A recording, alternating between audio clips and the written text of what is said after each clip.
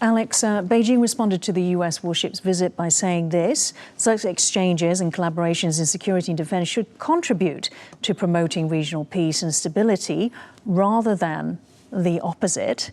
Do you think that they are concerned about growing US influence and presence, as you said, in Cambodia, potentially in Ream? I would be surprised if they're not, right? Because you now have another power there in a country that's supposed to be a really good ally of them. But you can see that what the United States is trying to do, right? It's also trying to test how strong is your alliance, right? If we offer you this, if we do this with you, if we have these cooperation, are you still really going to stick with your buddy, so to speak? Of course, China will be. It's a very diplomatic statement, right? I mean, what the Chinese spokesperson said, very, very diplomatic. Nothing controversial, but statements like that signal that I'm actually very concerned without showing that I'm not concerned.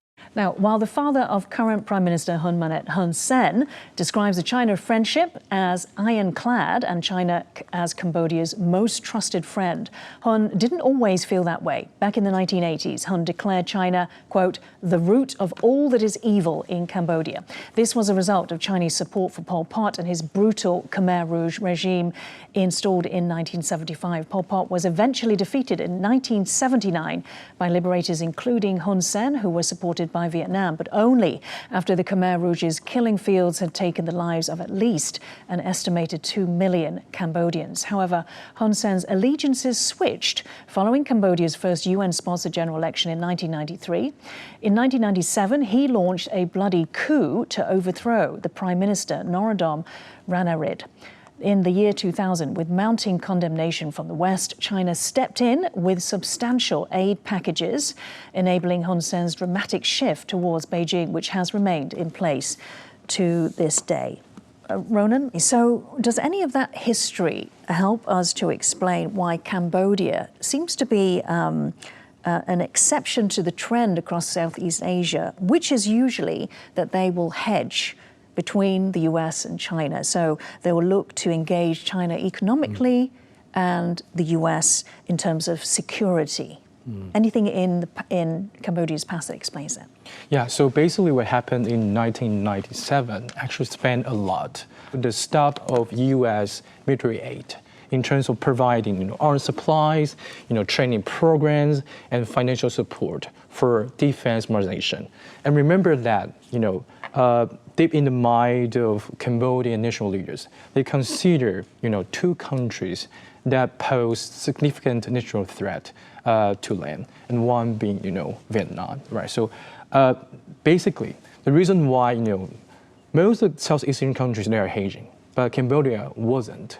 And the reason for that was, number one, the ties with the US was being cut off after 1997. So that's the reason why China was able to can in. Number two, China usually provides supplies and training programs with no strings attached. So that's the reason why you see Cambodia embrace Chinese influence and basically trying to get what they need in terms of national security and economic assistance solely from China. So strings being democracy and focus on human rights. That's right. Yeah, Alex, what do we understand to be Cambodia's biggest security threats? What does it perceive? There are several, because in the past, earlier ones were, if everybody will remember, Vietnamese invasion. Yeah. So that the threat is there.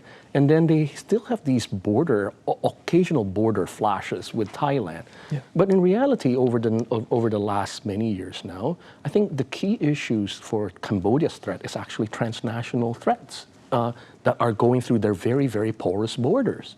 For example, illicit drug trade and what have you, right? So because the military itself is quite weak, they're not able to patrol that. So I would say that, rather than the Vietnam threat or the Thailand threat, it's more these type of activities. So you wouldn't actually set much store by the OCA, which is the overlapping claims area that is being fought over by Cambodia and Thailand, 27,000 square kilometers of of the Gulf of Thailand, essentially, which is rich in oil and gas. Well, there is this, of course, there is this issue that they will have to deal with. But I don't see Cambodia and Thailand, going into conflict. Military confrontation. Right. But would it need the military modernization to deal with to sort of deter Thailand? Yes, of course. But we have to also remember one interesting thing about the Thai military as well. China is also supplying them as well. So it's supplying both ways, and so it's a very interesting situation there, right? But I don't think that a direct military confrontation is in the offing, so to speak, because significantly you have a much, much weaker Cambodia. And it will take a long time before Cambodia reaches to the level of the Thai military as such.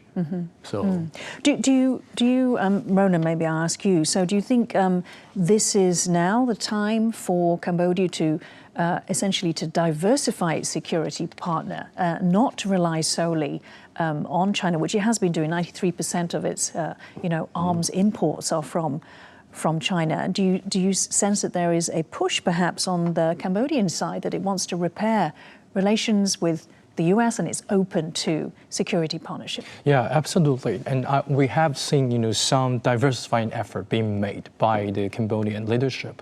For example, in 2022, they actually, co-sponsored a UN resolution condemning, the Russian invasion of Ukraine, right? And we see the US docking, just recently. So, and I think President Tan is absolutely correct in saying that, the strategic environment facing Cambodia is actually multifaceted. They don't want to put all their security eggs on the same basket. So in the future, you can see more and more Cambodian hedging in the making. And we are going to see, some trying to inviting more forces, being putting in the same room.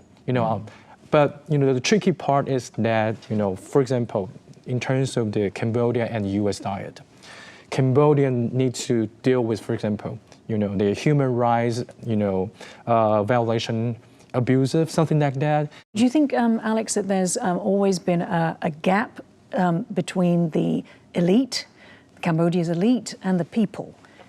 Is it? There have been some recent surveys which show that Cambodian perception, feelings towards China have lessened, and then there's more support now for the US. I think, Hun Manet's not only having a West Point degree, an NYU master's, and a Bristol PhD, that is a lot of experience in Western countries, right? So him knowing the West helps.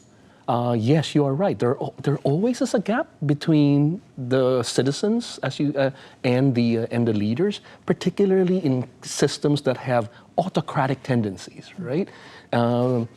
Southeast Asia, the IC Southeast Asia report talks about the perception of China. It's not that great, so there always is. So I'm sure there is a movement towards that, but it really depends on how responsive the government is to the desires of the public opinion as well, right? So, but just to piggyback on what Ronan is saying is that it is a time that you don't put your eggs in one basket. Economically or security-wise, because the demand on Cambodia is a lot. It's a developing country with very limited resources, and just imagine if a natural disaster should occur, and oftentimes the military is called to do the, HADR responses, humanitarian assistance and disaster response. If you don't have that resources, what can you do? It makes the country very, very vulnerable. It makes the government very vulnerable. Okay, you mentioned economic issues. Cambodian Senate President Hun Sen travelled to Beijing on December 3rd to meet with Xi Jinping. Both sides committed to deepen bilateral cooperation and strengthen party-to-party ties. In a social media post, Hun shared that he had requested more Chinese grants and concessional loans to encourage investment. And in 2 visits in the second half of 2023 by his son Hun Manet, a total of 23 agreements were signed, including 8 for Belt and Road initiatives. China is Cambodia's biggest creditor and has poured pour billions of dollars into infrastructure investments under Hun Sen's leadership. Some of the biggest Chinese-funded projects include a $2 billion expressway between Phnom Penh and Sihanoukville and the $1.1 billion Siem Reap Angkor International Airport, which opened last year. Now, according to Reuters, Cambodia's current debt has reached $11.6 billion. Ronan, let me ask you, and yet, according to another Reuters report, sorry, it was the same Reuters report, they believe that there has been a freeze in Chinese funding. They're saying, citing that in 2023, the last loan was for $212 million, and there have been no further loans as of September 2024. Is there any substance to this? Yeah, so number one, we have to understand that Cambodia is deeply financially reliant on China. Why do we say that?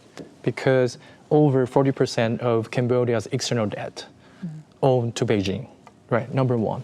Number two, China basically has some gigantic investment projects, ranging from different industry to different industries. So Cambodia is relying on Chinese funding for economic growth, right? So that's the point number one. Cambodia being heavily reliant financially on China. Number two, you brought up the question regarding the China Post, right? They basically, a loan was approved previously, but now they are not going to be delivered to Cambodia on time. Why?